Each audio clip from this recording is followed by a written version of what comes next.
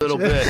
Well, listen, man. I want to tell you that that fight with Usyk was one of the craziest things that I've ever seen in my life. Never in my life did I think a guy who would go straight from kickboxing. Did you have any professional boxing matches? One Professional. But I've been boxing for 15 years. Of course. But Well, also, you're arguably the greatest kickboxer of all time. Thank you. Appreciate that. And you have a fight with arguably the greatest boxer in the heavyweight division ever. He's in the conversation. 100%. 100% in the conversation of the 100%. greatest boxer in the heavyweight division ever.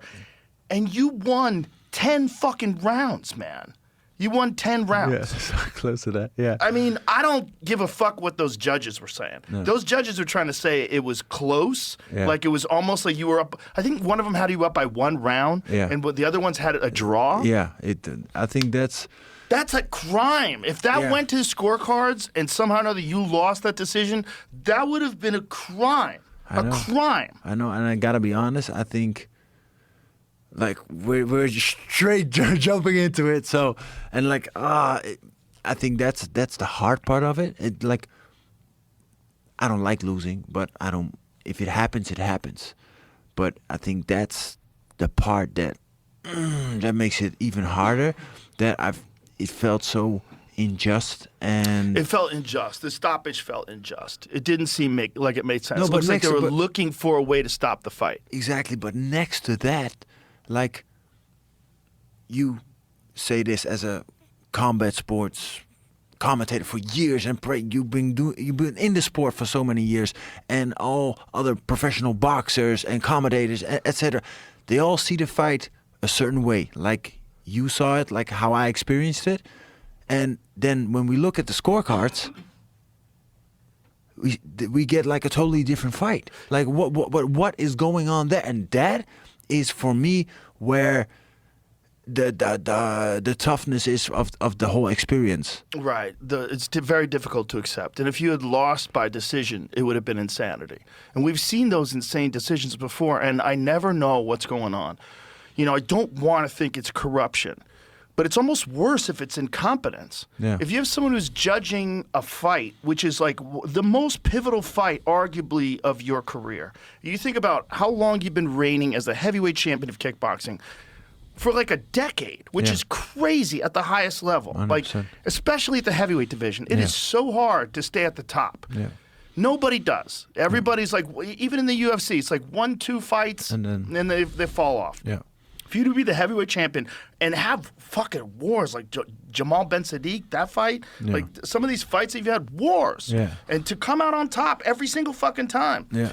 And then you have this enormous fight, and you have terrible judging. Yeah. Terrible judging. And it's like, it's almost worse if it's incompetence, because if you've got these people that don't know what they're watching and they're calling it, like their eyes, their decision makes a difference about whether it's a W or an L, and it doesn't make any sense. It's not fair. It's not right. I think at this point in time, they should really seriously consider having alternative scoring. I think there should 100%. be more. One of the things I like about Glory is that Glory has more than 3 judges. What do they have, 4 or 5?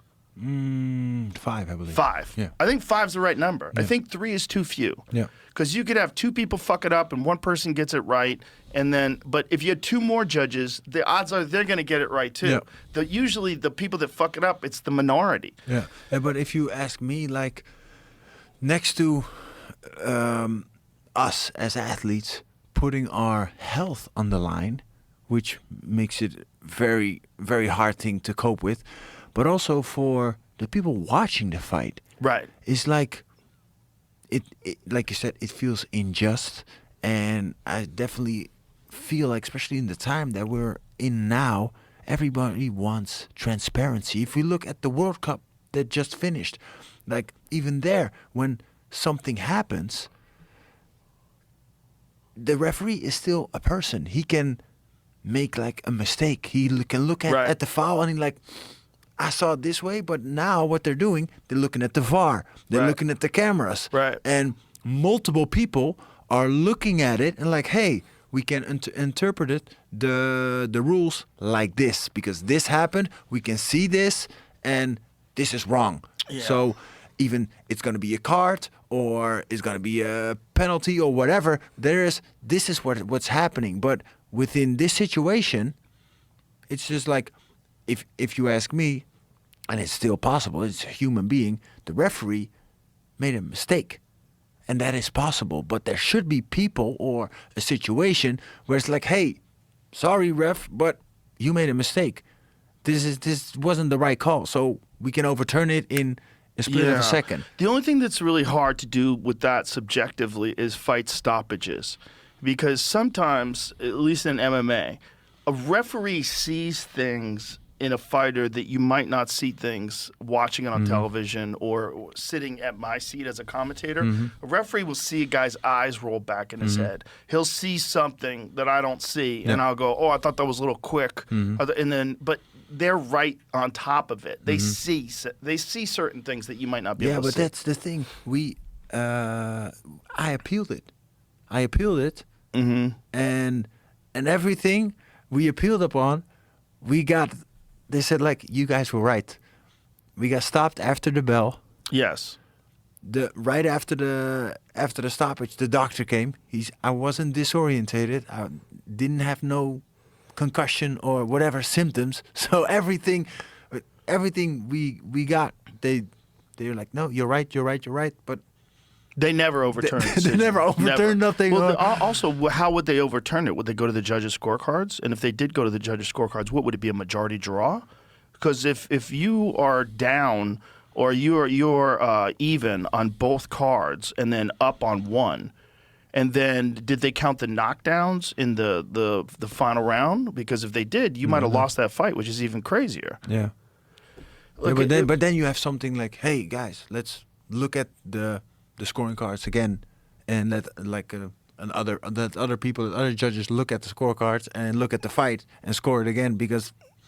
Well, here's what you know it's doesn't crazy. make any sense. Here's what you know it's crazy. It was the most competitive fight of Usyk's career as a heavyweight champion. Yeah. And they're not even talking at all about a rematch. No.